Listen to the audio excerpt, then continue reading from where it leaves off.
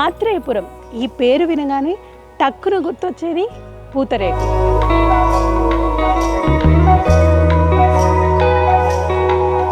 ఈ పూతరేకు ఆత్రేయపురానికి ఒక బ్రాండ్ ఇమేజ్ని తీసుకొచ్చి పెట్టింది. సో దాదాపుగా 100 బాక్సెస్ వరకు ఇక్కడ మ్యానుఫ్యాక్చర్ అవుతాయంట రోజు కూడా.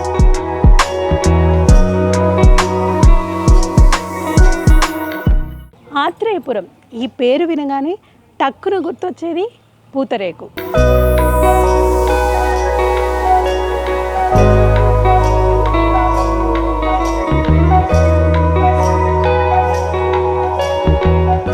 దీని టేస్ట్కి ఏది సాటరానంత ఎమ్మిగా ఉంటుంది. అలాగే ఈ పూతరేకు ఆత్రేయపురానికి ఒక బ్రాండ్ ఇమేజ్ని తీసుకొచ్చి పెట్టింది. ఈ సాంప్రదాయ స్వీట్కి ఒక కథ ఉంది. మైసూరు నుంచి ఒక మహిళ ఆత్రేయపురంకి కోడలుగా వచ్చిందట. అయితే అన్నం గంజి బారుస్తుండగా ఆ గంజి కుండపై పడి పేపర్లా తయారైందంట. ఆ పేపర్లో స్వీట్ వేసుకొని అంటే షుగర్ వేసుకొని ఆవిడ తినడంతో అది క్రమేణా పూతరేకుగా అయ్యి చాలా ఫేమస్ అయిపోయి ఆత్రేయపురంకి బ్రాండ్ అంబాసిడర్గా తయారైంది ఈ పూతరేకు. మరి ఈ పూతరేకులు ఎలా తయారు చేస్తున్నారు, ఎన్ని వెరైటీస్ పూతరేకులు ఉన్నాయి, ఇవన్నీ కూడా ఇక్కడ అడిగి తెలుసుకుందాం. మరి ఇంకెందుకు ఆలస్యం, రండి. సో రమ్య గారు ఎలా ఉన్నారు? బాగుంది. మరి ఈ సంక్రాంతికి అంటే గోదావరి జిల్లాలకు వస్తే తప్పకుండా మేము స్వీట్ టేస్ట్ చేయాలనుకుంటాం. అది ముఖ్యంగా ఆత్రేయపురం పూతరేకు. మరి మీ దగ్గరకు వచ్చాము. ఎలాంటి వెరైటీస్ ఆఫ్ పూతరేకులు మాకు టేస్ట్ చేయించబోతున్నారు? ప్రజెంట్ మీరు చేస్తున్న పూతరేకు ఏంటి? నేను చేస్తున్నది బెల్లం డ్రై ఫ్రూట్స్ పూతరేకు అండి. బెల్లం డ్రై ఫ్రూట్ పూతరేకు. ఓకే. ఇందులో పిస్తా, బాదం, జీడిపప్పు వేస్తాం. ఇంకా మా దగ్గర బెల్లం, పంచదార, షుగర్ ఫ్రీ, తాటి బెల్లం, ఖర్జూరం, Boost, Horlicks, khoa. Boost, Horlicks కూడా ఉంటుంది. ఓకే. కోవా, ఈ ఐటమ్స్ ఉంటాయండి. ఓకే. ఇదేంటండి? Jaggery powder. అది జాగ్రీ పౌడర్. అవునండి. ఓకే. బెల్లం పౌడర్, ఇది నెయ్యి. అవునండి. ఇవి ఏంటి? అంటే రోస్ట్ చేసుకుంటారు నేతిలో? ఇవి రోస్ట్ చేసుకుంటామండి. కాజు రోస్ట్ చేసుకుంటాం. బాదం, పిస్తా నార్మల్గా. ఓకే. సో బాదం పలుకుల్ని, పిస్తా పలుకుల్ని వాడతారు. అవునండి. కాజు మాత్రం నీట్గా ఇలా చూడడానికి కూడా చాలా టేస్టీగా ఎమ్మీగా కనిపిస్తున్నాయి ఇవి. అంటే మామూలుగా జనరల్గా పూతరేకు అనగానే ఇట్లా పెట్టుకోగానే కరిగిపోతుంది అలా చెప్తూ ఉంటారు కదా. మీ పూతరేకులు ఎలా ఉంటాయి? అలానే ఉంటాయా? మా పూతరేకులు అలానే ఉంటాయి. అంటే డబల్ వేస్తున్నారు కదా, డబల్ వేసి చేస్తారా మామూలుగా? డబల్ వేసి చేస్తాము, లేదంటే ఫుల్ ఒకటి వేసి హాఫ్ ఒకటి వేస్తాము. ఓకే. డ్రై ఫ్రూట్ పూతరేకు చేశారు కదా, ఒక్కసారి నేను ట్రై చేద్దాం అనుకుంటున్నాను. సో దయచేసి ఆడియన్స్ తప్పగా అనుకోకండి. నేను ఆల్రెడీ నీట్గా హ్యాండ్ వాష్ చేసుకున్నాను. హెయిర్ స్టైల్ పాడవుతుంది అండ్ రీజన్తో నేను పెట్టుకోవట్లేదు, కానీ నీట్గానే చేస్తున్నా. ఇది నేనే తింటాను.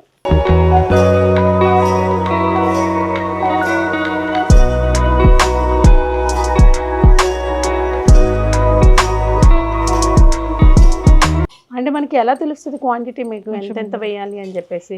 కొంచెం ఎక్కువ అంచనా ప్రకారం వేసేసుకుంటాను. ఓకే.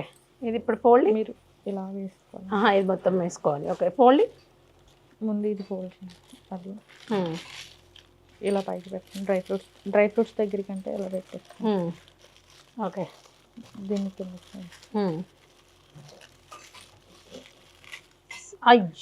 డ్రై ఫ్రూట్స్ ఎక్కువ వేస్తారు. చూసారా, చిరిగిపోయింది. అదే అనమాట ఎక్స్పీరియన్స్, వాళ్ళ ఎక్స్పీరియన్సే. దీన్ని ఇలా పక్కకు పెట్టండి జాగ్రత్తగా, నేనే తినేస్తాను తర్వాత. సో మన వల్ల కాదనమాట. ఇది కొంచెం అలవాటు అయితే ఈజీనే, బట్ అలవాటు లేని వాళ్ళకి అట్లా చిరిగిపోతుంది అనమాట. ఎందుకంటే పేపర్ చాలా లైట్గా ఉంటుంది కాబట్టి. ఇది the paper like sweet from Andhra అనమాట ఇది. సో అక్కడికి వెళ్దాము. వాళ్ళు కూడా డ్రై ఫ్రూటే చేస్తున్నారా? అవునండి. ఎంతమంది ఉంటారండి ఎంప్లాయీస్ ఇక్కడ? నార్మల్గా అయితే 3 మెంబర్స్ ఉంటారండి డైలీ. ఒక 3 మెంబర్స్ ఏమో ప్రిపేర్ చేస్తారండి. తర్వాత ఒక అమ్మాయి ప్యాక్ చేస్తారు. తర్వాత ఇంకో అమ్మాయి షిప్పింగ్ లేబుల్స్ అవి తను ఆ వర్క్ చూసుకుంటాను. అంటే మామూలుగా అయితే ఎన్ని ఆర్డర్స్ వస్తూ ఉంటాయి, రోజు ఎంత బిజినెస్ అవుతూ ఉంటుంది మీకు? అలాంటివి చెప్పలేమా? సరే, రెగ్యులర్గా రోజు ఎన్ని చేస్తూ ఉంటారు ఇక్కడ? ప్రిపేర్ ఎన్ని చేస్తూ ఉంటారు అది కూడా చెప్పలేరా? మా సపోజ్ 100 చేస్తారా? ఇంచుమించు 100 బాక్సెస్ వెళ్తూ ఉంటాయి. 100 బాక్సెస్ అంటే ఒక బాక్స్లో ఎన్ని ఉంటాయి? బాక్స్కి వచ్చి 10 పీసెస్ ఉంటాయి. 10 పీసెస్ ఉంటాయి. ఎక్కువ డ్రై ఫ్రూట్ వెళ్తూ ఉంటాయా, నార్మల్ వెళ్తూ ఉంటాయి? డ్రై ఫ్రూట్ ఎక్కువ. బెల్లం డ్రై ఫ్రూట్స్ ఎక్కువ వెళ్తూ ఉంటాయి. సో డ్రై ఫ్రూటే ఎక్కువ వెళ్తూ ఉంటాయి. అవును. అంటే అందులోనూ జాగ్రీ పౌడర్ కాబట్టి షుగర్ ఎక్కువ ఇష్టపడతారా జాగ్రీ ఎక్కువ ఐటమ్స్ వస్తాయి. జాగ్రీ ఎక్కువ ఇష్టపడుతూ ఉంటారు. ఓకే, మీకు బాగా ఫేవరెట్ ఏంటి ఇందులో ఈ పూతరేకుల్లో? జాగ్రీయేనా? జాగ్రీలో డ్రై ఫ్రూటా లేకపోతే ప్లెయినా? డ్రై ఫ్రూట్ అండి. డ్రై ఫ్రూటే ఇష్టము. చూసారా, ఇప్పుడు అందరూ డ్రై ఫ్రూట్ తినాలి, ఆరోగ్యాన్ని పెంచుకోవాలి అని చెప్పేసి కొంచెం ఇందులో నెయ్యి కూడా ఉంటుంది. ఆయిల్ ఎక్కువ యూజ్ చేయరు కాబట్టి ఇది కొంచెం ఆరోగ్యానికి కూడా మంచిదిలేండి. బాగా చేశారు వీళ్ళు. సో దాదాపుగా 100 బాక్సెస్ వరకు ఇక్కడ మ్యానుఫ్యాక్చర్ అవుతాయంట రోజు కూడా. 6 మెంబర్స్ ఎంప్లాయీస్ చేస్తే కానీ 100 బాక్సెస్ వెళ్ళవు. ఈచ్ బాక్స్కి 10 డ్రై ఫ్రూట్ పూతరేకులు ఉంటాయి.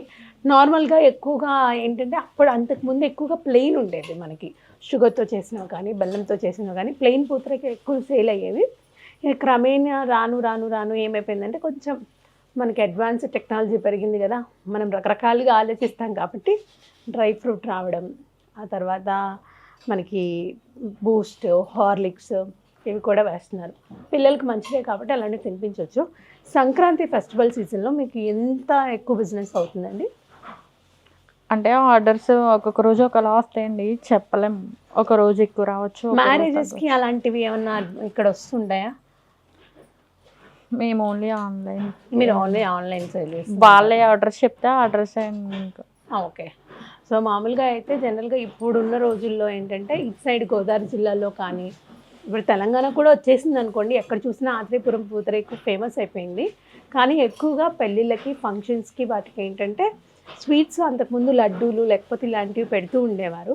ఇప్పుడు తప్పకుండా పూతరేకు ఉంటుందన్నమాట. ఆ పూతరేకుని మాత్రం ప్రతి ఇంట్లో పెడుతున్నారు ఫంక్షన్స్ చేసుకున్నప్పుడు. సో పూతరేకు అంత స్పెషాలిటీ ఉంది, టేస్ట్లోనూ అద్భుతంగా ఉంటుంది. సో మీ ముందు ఇప్పుడు నేను చేసిన పూతరేకుని తిని చూపిస్తాను మీకు ఒకసారి. నా పూతరేకు నా ఎందుకంటే అది ఎవరు తినలేరు కదండి, మళ్ళీ ఎందుకు.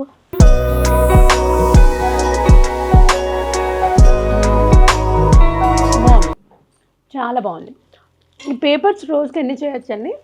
800 అలా చేస్తారండి. 800 చేయొచ్చు ఒక కుండ మీద. కానీ బాగా వేడి ఉంటుంది కదా. ఇది బయట నుంచి తెప్పించుకుంటారా మీరు? ఇక్కడే తయారు చేస్తారు కదా లోకల్. సో పేపర్ ఒక దగ్గర నుంచి వస్తుంది, ప్రిపరేషన్ అంతా కూడా ఇక్కడ జరుగుతూ ఉంటుంది అనమాట. సో ఇప్పుడు నేను కుండ మీద పూతరేకులు ఎలా వేస్తారు ఏంటనే చూపిస్తాను. అసలు ప్రాసెస్ అదే, అక్కడ నుంచి ఇక్కడికి వస్తాయి, ఇక్కడ రెడీ అయ్యి మనం తింటామన్నమాట. సో ఆ ప్రాసెస్ కూడా చూద్దాం పదండి. సో మనం తినే పూతరేకు ఏదైతే ఉంటుందో, డ్రై ఫ్రూట్ పూతరేకు, బూస్ట్, హార్లిక్స్ రకరకాలుగా తింటూ ఉంటాం కదా. సో ఆ పూతరేకు రెడీ అవ్వాలంటే ఫస్ట్ ఈ రేకు రెడీ అవ్వాలన్నమాట. నేను ఏదైతే చెప్పానో పూతరేకు స్టోరీ, సో అదే అనమాట. కుండ పైన పడుతుంది కదా గంజి, దానివల్ల వచ్చింది అన్నాను కదా. సో దాన్ని వీళ్ళు ఇంకా కొంచెం డెవలప్ చేసి ఇలా చేస్తారనమాట రేకు. సో ఏమేమి వాడతారండి దీనికి? పిండి అండి, జై బియ్యం పిండి వాడతాము. బియ్యం పిండి మొత్తం ఇలా నీళ్ళలాగా వాటర్ వేస్తారు అంతే కదా. తడి బియ్యమా లేకపోతే మామూలు పొడి బియ్యంతో? పొడి బియ్యం నానబెడతామండి. నానబెట్టి కాటికలాగా ఆడాలి.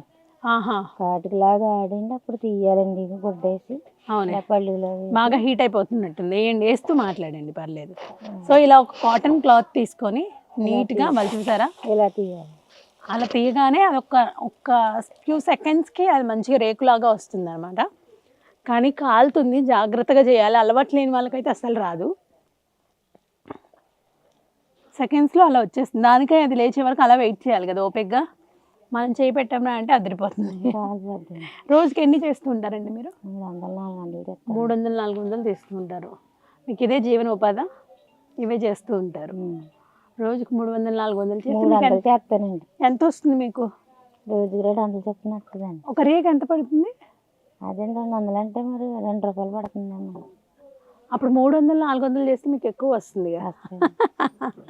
రోజు చేస్తారు కదా, ఒక ఫెస్టివల్స్ అప్పుడు, పండగలప్పుడు చేస్తారు. రోజు చేస్తానండి.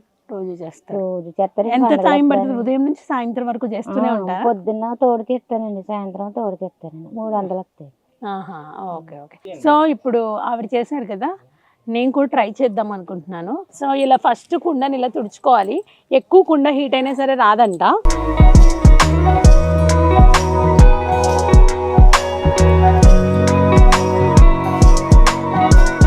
బాగానే వస్తుంది, కానీ నేను కరెక్ట్గా వేయలేదు కదా.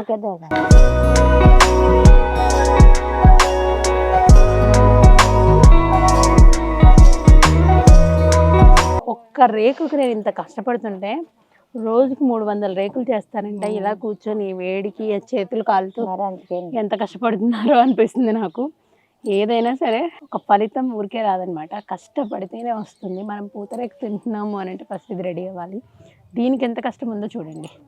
సో ఆత్రేయపురం పూతరేకు ఎంత ఫేమస్సో ఈ రేకులు చేయడం కూడా కొంచెం ఇబ్బందే.